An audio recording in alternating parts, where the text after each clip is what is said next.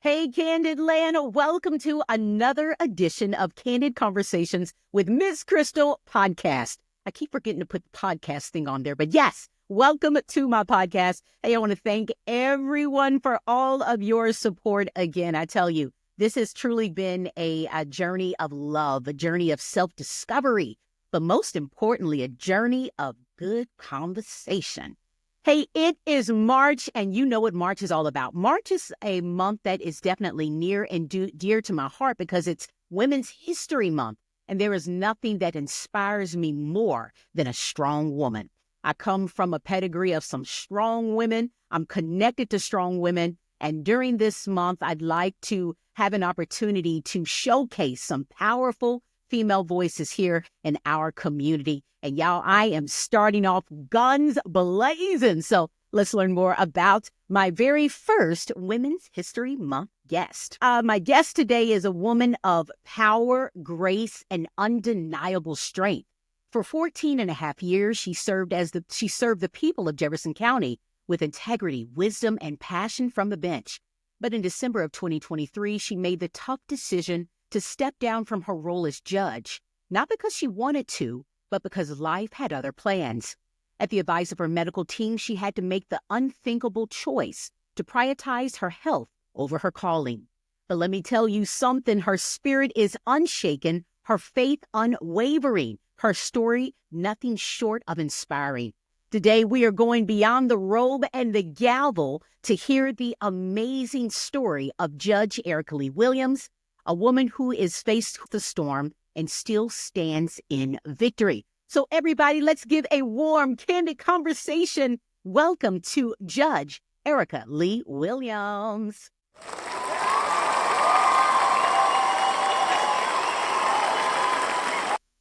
Hey, Erica. Hi, Crystal. How are you?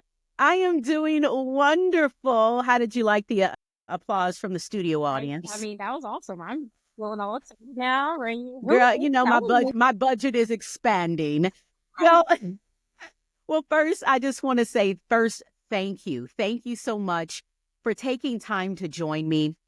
I'm very familiar with your story. I watched you from afar. I shared with you that when I first started at WLOU, this was back in 2010, I knew a guy by the name of the lawyer for the city. Big shout outs to Brandon Lawrence. And he was telling me all about this amazing group of young Black lawyers and judges. And I was like, wow.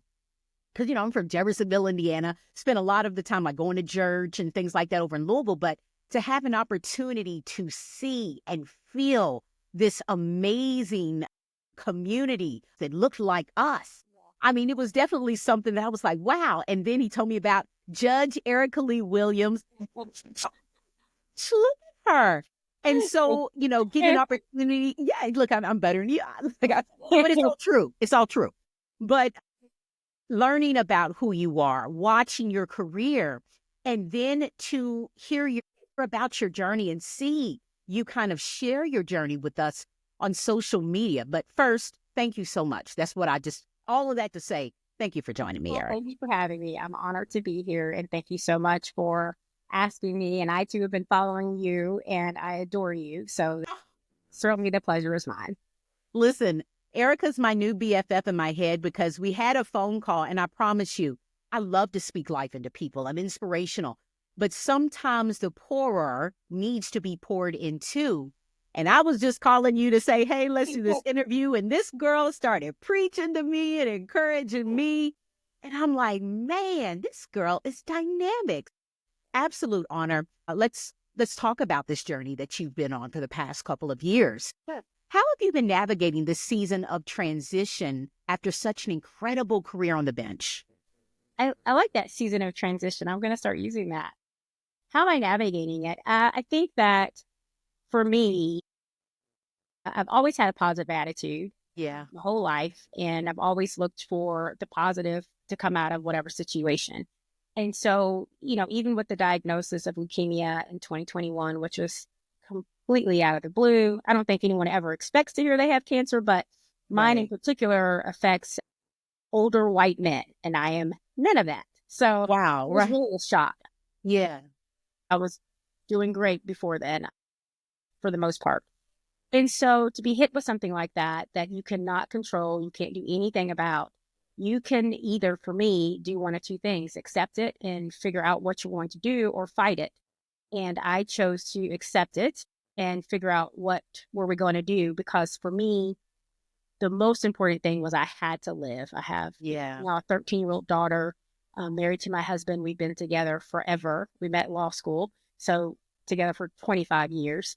And, my mom and, people like that. And so I had to put myself kind of in a box and say, I can't really focus on me, right? Like the emotions of it. I have to fight, and we got to do its best, and it's going to suck and it's going to be hard, but the outcome is worth it. And it was bigger than me.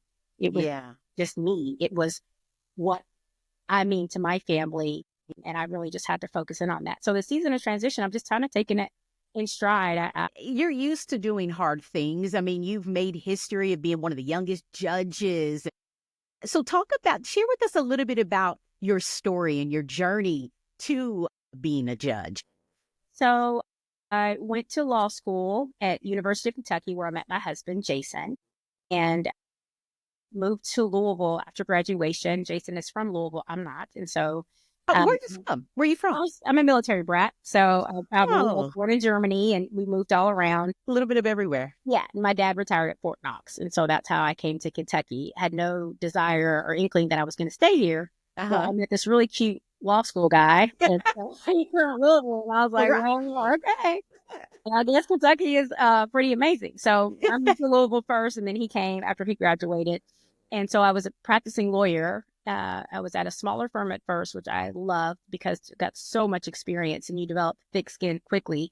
Yeah. You're thrown into things much faster than you are if you're at a larger law firm. So I appreciated that time. And then I moved on to another law firm, which was bigger, and expanded my practice and got to work with some of the people that I idolized. And that was amazing. And an opportunity presented itself when we were going to have vacancies on the bench. And so I was approached about, going for that. And I said, no, I'm good. I don't really have any desire to do that. And my boss at the time, John Flyshaker, and his wife, Kim Green, who was my mentor, really talked to me about it and thought that I could do it. And so once they believed in me, then I kind of thought, well, maybe. And so obviously talked to my husband and my mom. My dad passed away when I was 27. So talked to my mom and Jason, and decided that I would try to become appointed by then Governor Steve Beshear.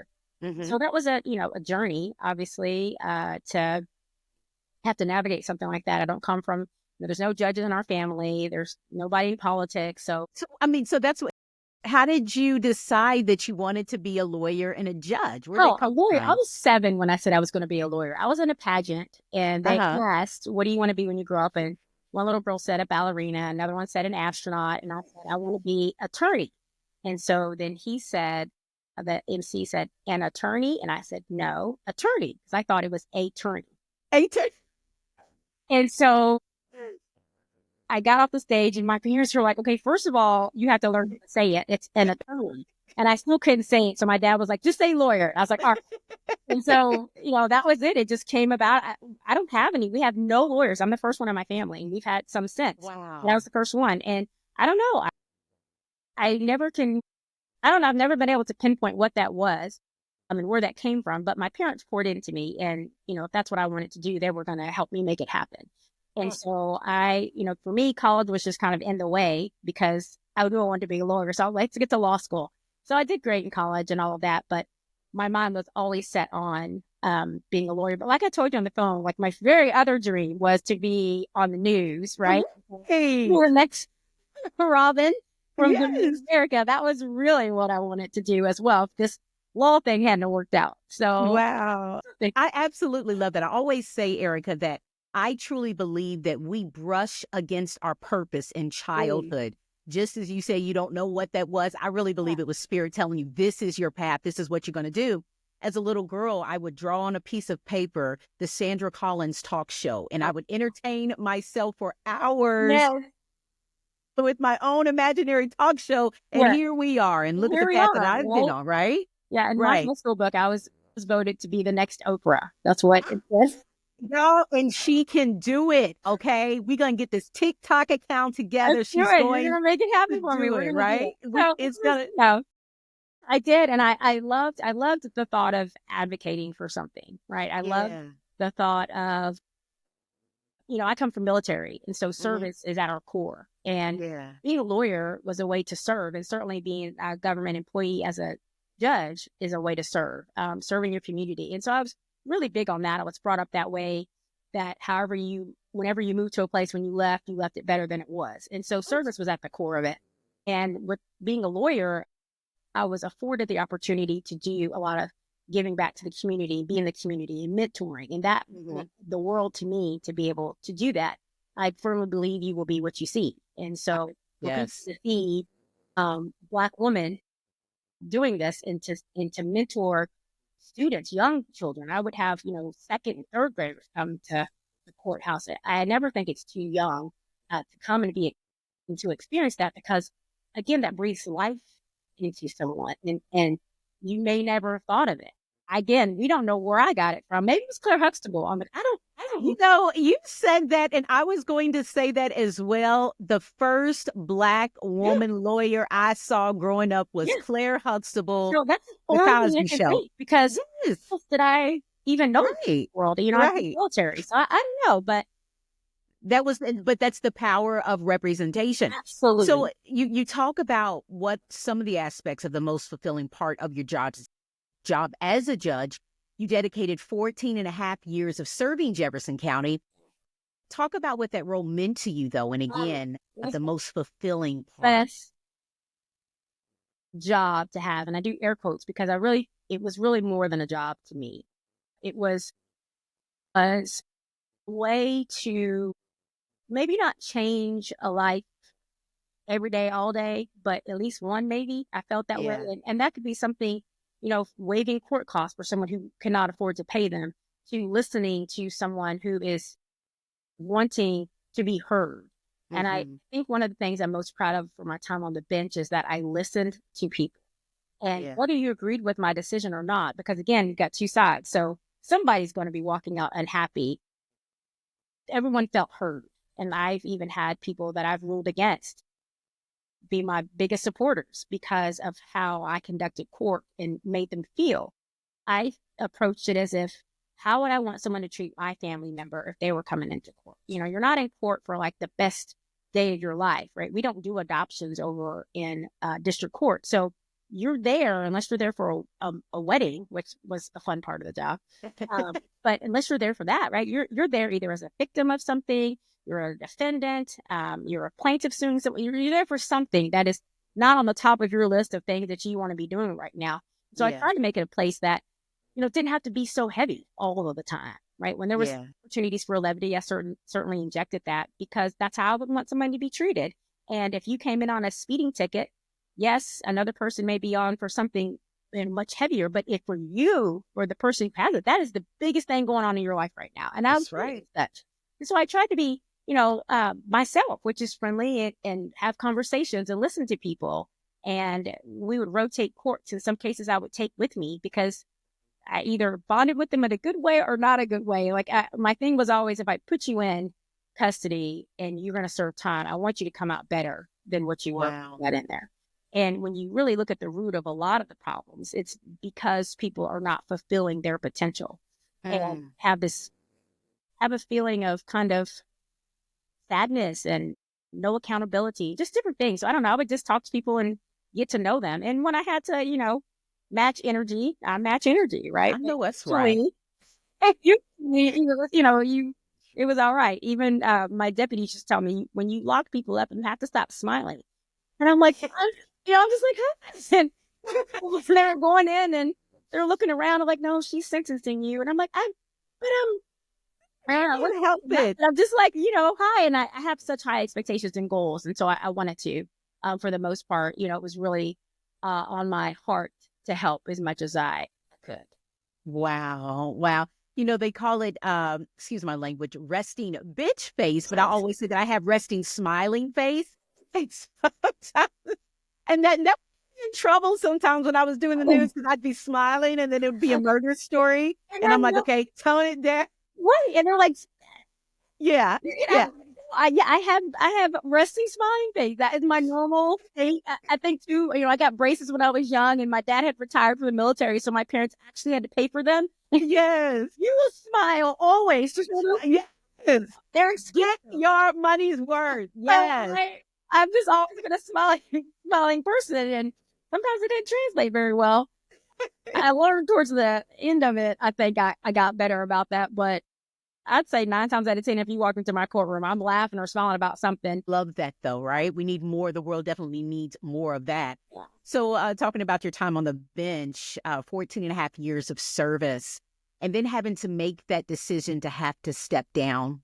Yeah. That would be incredibly difficult. Take us to that moment and what was going through your mind when you realized that this was the path that you needed to take. Yeah. First of all, I don't like being told what to do. Right. Yeah. And so I was told this is what I had to do by my 2 teams, my oncology teams, for my health, and that I just was not able to return. And there wasn't a moment. There were several moments because we fought about it for a very long time.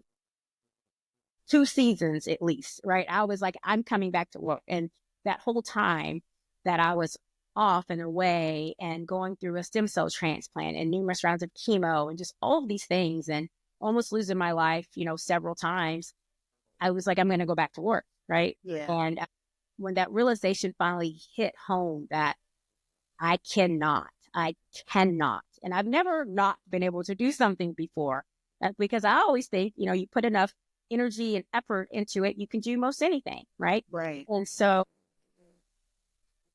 that was a humbling experience, to say the least, that I was not in control of what was going to happen to me.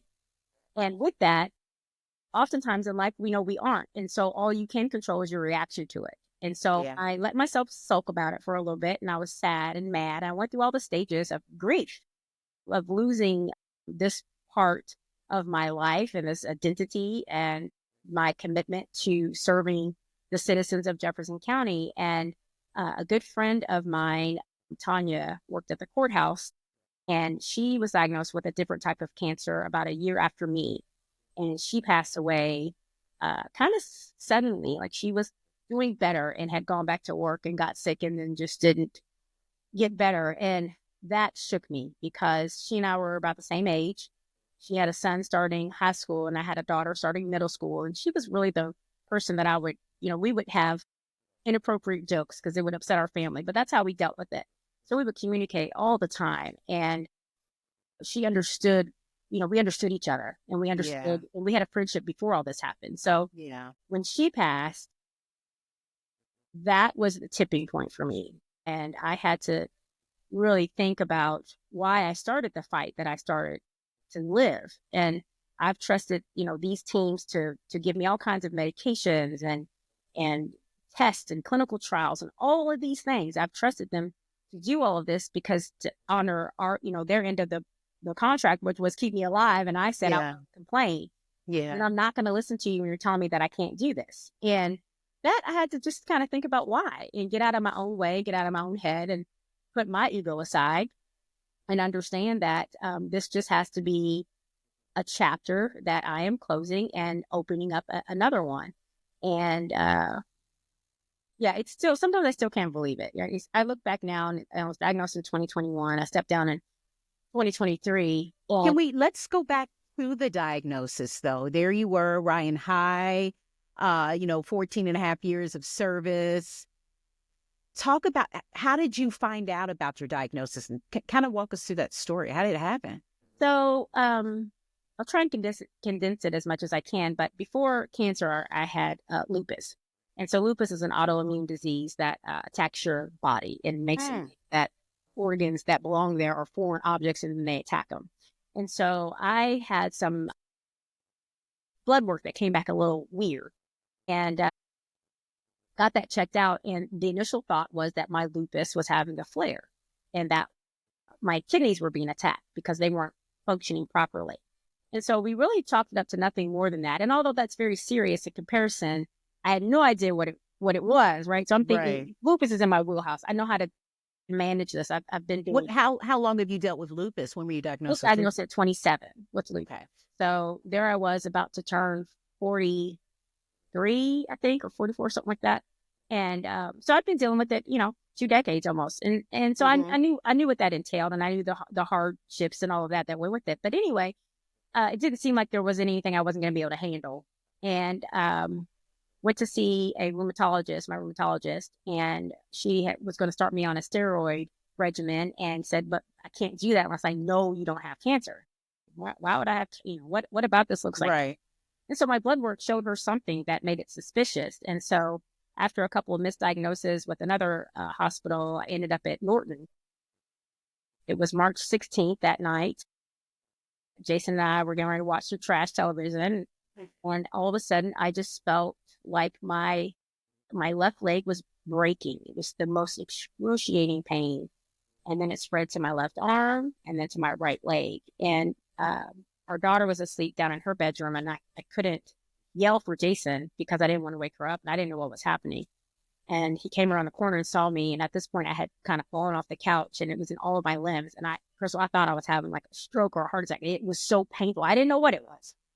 And so he rushed me to the emergency room, and they had given me several rounds of pain medication to get the pain somewhat under control. Apparently, I fell asleep, I guess, because the next day I woke up and I was in a hospital gown in the hospital.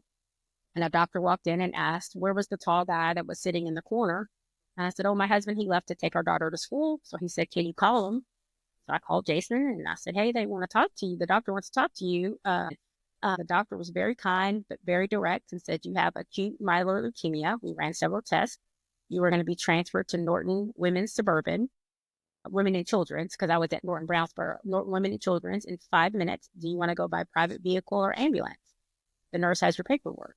And I said, wait, leukemia, that's cancer, right? He said, yes, blood cancer. And I feel like that was just I still now when I think about it, I feel like I was watching it happen. Like it didn't happen to me. That was it. And I met my oncologist, Don Stevens, at Norton Cancer Institute. He is amazing, brilliant. And it's not often you find someone that smart with such great bedside manner. He was just so kind and caring, direct. And, it was not looking good for me. What was the pain? Did they figure out what was So the apparently bone pain. That's what I was experiencing. It's some of the most excruciating pain that you can suffer with. So the leukemia was causing my bones to have this called leukemia pain. It's just, I don't know how to explain it.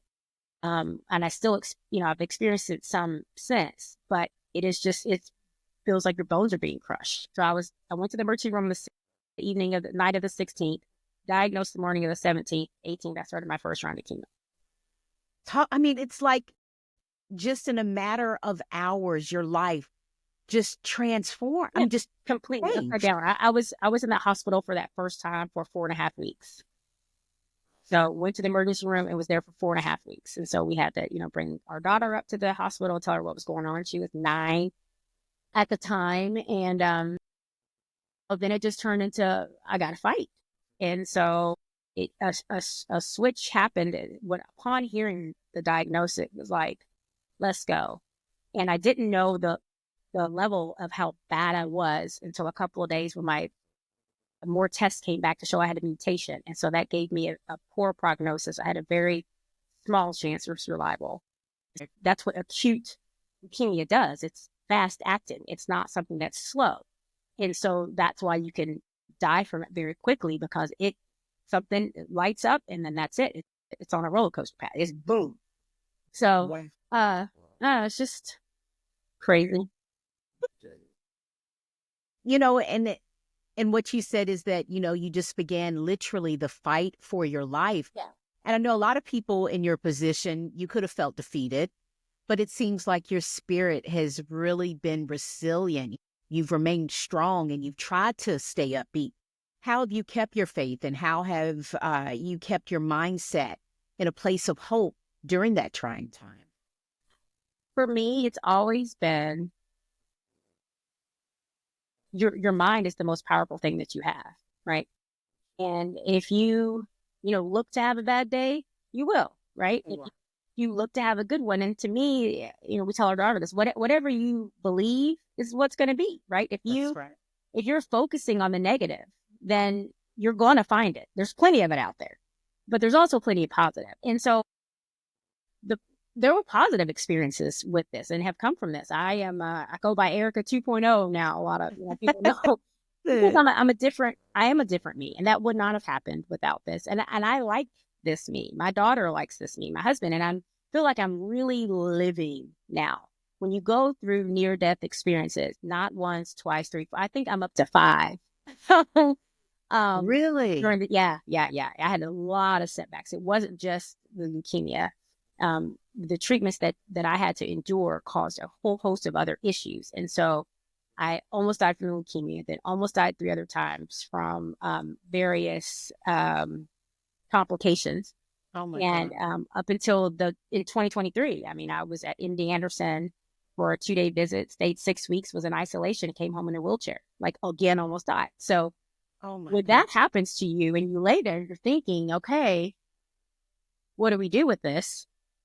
None of my thoughts were ever about the silly stuff, right? And it is most stuff in the world, it doesn't matter, right? And you think about family, you're thinking about the last time, I started praying to God the last time in 2023, when it was really looking bleak. And I would pray. I didn't pray to live. I prayed that I would have one more opportunity to talk to Jack. And so I would pray at night, God, please give me one more chance to talk to Jacqueline tomorrow. And I did that every day. You're talking about your baby girl, your daughter. For 6 Wow. weeks. Because Jason was there with me. He Yeah. never left my side. He spent the night, every single night. He's the biggest advocate. He's one of the reasons, a main reason. My doctors and Jason are why I survived, because my husband was the fiercest advocate ever. And it was, not going to go down.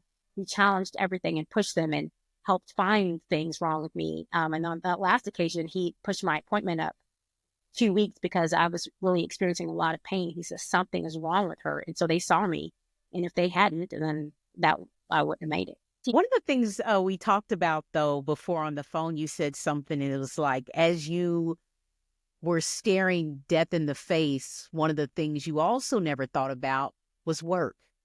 You're not thinking about, oh, I wish I would have spent more time at the office, Never. or I wish No. I would have done this, on the bench. You were thinking about the things that mattered. Yeah. And I tell people, I tell my friends, don't have to experience something like this to get the lesson. You can get it from me. I give it out for free. I get free lessons all day, right? So pay attention to what matters. And you get upset about different little things. And it seems big in the moment, but if you think about it, it's not. How often do we really have something to be really pissed off about, right? It's just not often, or dwell on, or whatever. Excuse me, people cutting each other off and, families. It's just not worth it. None of it's worth it. And the truth of the matter is with any job, you are replaceable, right? Yeah. And so if it wasn't me, it would be somebody else. And so, but you can't replace me in this house, right? Yeah. You can't. Come on. Jacqueline didn't get another mother. Jason, get another wife, but not me. And so, my mom, I thought about my poor mother being a mom, and I'm thinking about my mom and her daughters going through this. I would be a wreck. And so I was thinking for them. I wasn't scared to die. I was scared for my family and what that would be. Like my dad passed away when I was 27. And so I was going to see my dad. I was going to see my grandparent. I wasn't scared to die. I was scared for what that would do for those who were still here. Most of your life lived, you lived out your wildest dream. You became that lawyer and you became that judge. And I believe that purpose doesn't stop. It just transforms. Yeah. And so talk about this chapter of your life. What do you feel your purpose is? And what is your purpose in this new season of your life? Right now, being Jacqueline's mom and being there for, my 13-year-old at a crucial time. Jacqueline's used to being the last one picked up from school. She's used to, and now she's not, right? I can come to carpool and if she forgets something, I can come. Because now I'm able to drive again. And so that's a blessing. And so my purpose now, I think, Crystal, is to help what it's always been, helping people, right? I still want to help people. And I feel as though part of the reason I'm here is to tell my story, to help others through sharing, through social media and kind of being open, being as open as I could. I'd share, people ask me anything. I don't care. I'm an open book. I think that helps people, and that makes my heart smile. Yeah. Absolutely. And we had a wonderful conversation on the phone. Okay. We keep talking about this conversation. We're letting you in on this conversation. But something, Erica, we get wrapped up in the titles. Okay. Yes. And here I am, had gotten to this place that I had always hoped for. I got a chance to be an anchor and a reporter. And then it felt as if everything I worked for had just been taken away. Mm-hmm. And so you get wrapped up into the title. People are asking, okay, asking me to do events. Okay, what do we list you as? What are you? And I'm like, hey, I'm Miss Chris. I'm the same person I've always been. But we talked about that, though, because you talked about, life after the title of sitting judge, because you always going to be judge, Erica. Yes. But having that title of sitting judge, and you having to, talk about, okay, how the decision to make, leave your position, moving forward after that. And one, I told you the reason why, they made the decision they did is because you're too big for that place, right? So you got other stuff you're ready to do. And that's right. And I talked about, but for that, you wouldn't have. But for that, I wouldn't either. So, sometimes you're put in positions for the decision to be made for you because there's something better out there. And absolutely. We're blocking ourselves because we're limited and we think this is it, right? I have made it. And you have no idea what God has in store for you. Come on. It's bigger than you ever could imagine. And so because we're resistant to that, then the barrier will be removed because you have not been doing what you should, right? We fear, right? And once we get to somewhere that we think is just the most amazing, we have no idea there's something else out there and there's something after that. So we stop here. And so for me, I worked hard, Right.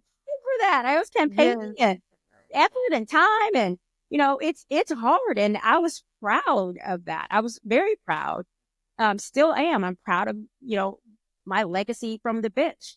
But to then have that removed, right? Because then, so am I a retired judge? Am I, what am I now? Well, I'm Jason's mom. I'm Jason's wife. I'm Crystal's friend.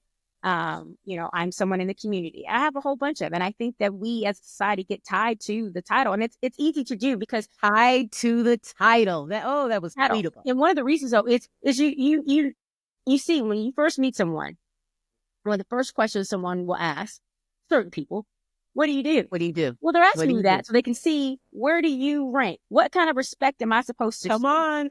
Because why does it matter what I do? Unless we're in a natural setting to ask that, right? But if we're just out at a cocktail, top 5, but what do you do? And so that's to be able to gauge you. As a society, we ask it. And then as members of it too, we respond. And then you see your face change when I say that, right? The respect level changes, and it shouldn't, but it does. And so that's hard when you've worked so hard for something and to obtain that, to be recognized for it. Because I think it's more than just us knowing, right? I could walk around 1, 2, 3, but people knowing that, right? They see the effort. You see the lives that you've helped. When that is taken, and then I remember thinking, is anybody going to care what I think anymore? Is anybody going to want to talk to me? Just, I'm just going to just fall into the abyss, and nobody's going to remember, right? And you think like that. And that does happen. And definitely a lot of insecurity about it, if I'm honest, right? Because now what am I? Candid conversation, right? Yeah. Now what am I? And so I figured that out, and I've always said, even when I was a sitting judge, I am more than the robe. I am more than that. But there is something to be said about me choosing for you, right? If I'm out in public right now sitting, well, judge, don't call me judge. You can call me Eric. There's something to be said for that. That's for me to say, right? I earned that. And I'm always big on if someone has whatever title, I'm going to use it because I know what that takes. And we are bigger than that, right? You can't decide to the title. Definitely going to miss that. But, is anybody going to care what I have to say? For sure. Well, FYI, your words still carry major weight. Major weight. Absolutely. And so you have a little broke bestie. I've got a little broke bestie too. I got a 20-year-old broke bestie. Then I've got a 10-year-old broke bestie who we are just like always together, 2 peas in a pod. Yeah. So what has the conversations been like with your beautiful girl, Jacqueline, Jacqueline is now? amazing. That kid, I don't know how, and I tell her this often. I don't know why God blessed me with being able to be her mom. I'm never gonna really understand that. I'm just thankful that it happened. I am so blessed Yes. to be this Oh, child's mom. She's mm. amazing. Jacqueline, you know, when we were talking about the fact that I would have to retire, I remember her, she first said, "Well, what do you want to do, Mom?" I said, "Jacqueline, I honestly don't know. I want to live." And she didn't say much. And then when the decision was made, she was pumped. And she said, "Now I get to have you." And she's Oh, our retirement ceremony. And she said, something to the effect of, "For all those that know my mom, she's always giving to all of us. And I'm so happy she's going to choose herself for the first time. And now I don't have to share her as much either." And uh, she loves that she has all of me, because even when I was not at work, you're on call every 17 days. So, and we had night court. And so I'm always was doing something, right? And I felt like I gave her a lot of attention. I certainly gave her as much as I could. And work-life balance, just not really a thing. And some days I was, an A mom and a B judge and the reverse. And now I show up. I'm able to mm. show up for everything. And I missed a lot when I was working, and then I missed a lot when I was sick. And so now to be able to attend whatever event she's got going on, or just show up for her in any way that she needs, is amazing. Erica, I truly believe what happens to you is never wasted. Right. So what happens to you happens for you. So what do you think the biggest lesson you've learned from your journey? And what can you tell to those who may be following behind? Be present. I feel like before this, I would be with you, I'm talking to you, but I'm thinking about other things. Yeah. I'm watching my phone. I'm thinking about work. I'm thinking about that. Now when I'm with you, I'm with you. To be present, to be really present, because you never know when that last conversation is going to happen. I think to be present and to also live your life in a loud fashion. Mm. Live it loud. Live. Don't exist. Don't be. Don't shuffle through. Live your life and make every day know, what are your intentions, Jacqueline? I talked about that before she goes to school. What are your intentions today? And she has to tell me 3 things that she intends to do. So you have to make the most of all the moments that you have, because literally your life can change in a moment.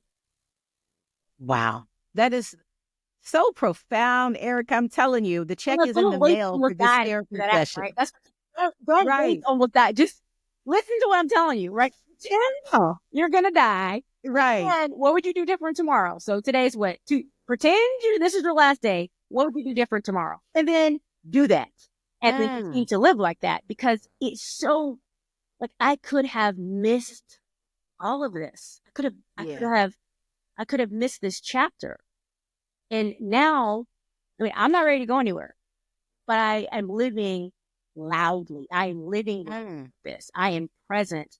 I am mindful of the gift of life that I have, and am aware, like, outside my window right now, there's like a little flower thing blowing. It's like really pretty, right? I would never stop and notice that. Be mindful. Be Be present. Tell people mindful. you love them. Yeah. That's right. You know?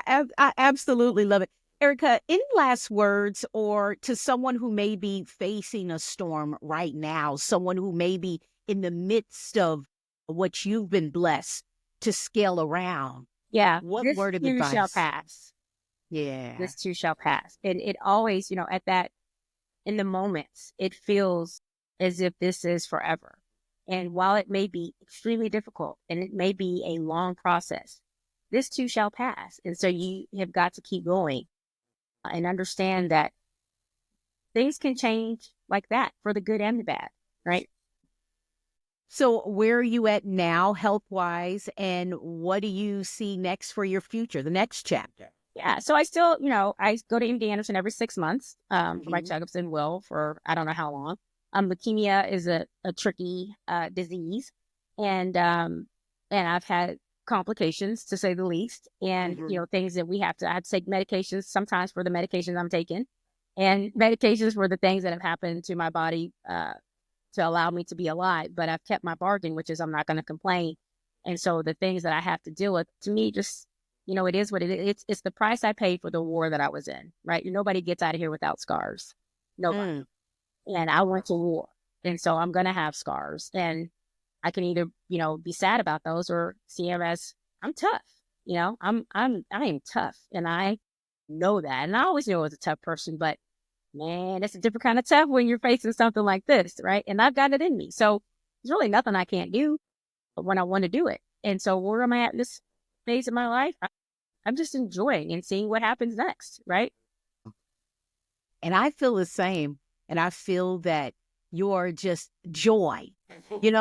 Joy is different than being happy because joy is internal. And every time you display that megawatt smile, that's who Erica is. That was one of the things in my retirement. It was so cool. Everyone mentioned my smile, and I think I'll always be remembered for that. And I love that. I think that my smile makes people happy.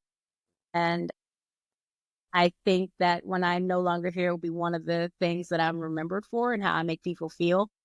And that's pretty awesome, right? That smile. Erica Lee Williams. Thank you. Thank you. Oh, real quick, how can people, keep up with you and your story and reach out to you? What's the best way? So I don't do a lot of social media, and you and I have talked about TikTok and the stuff, right? So we're going to go on to do all that. But for right now, just own and on Facebook, right? Facebook mom like me too. Right? You read stuff. That's all I have. I have Instagram, but that's only because one of my nieces set it up and tied it to my Facebook. I don't check it.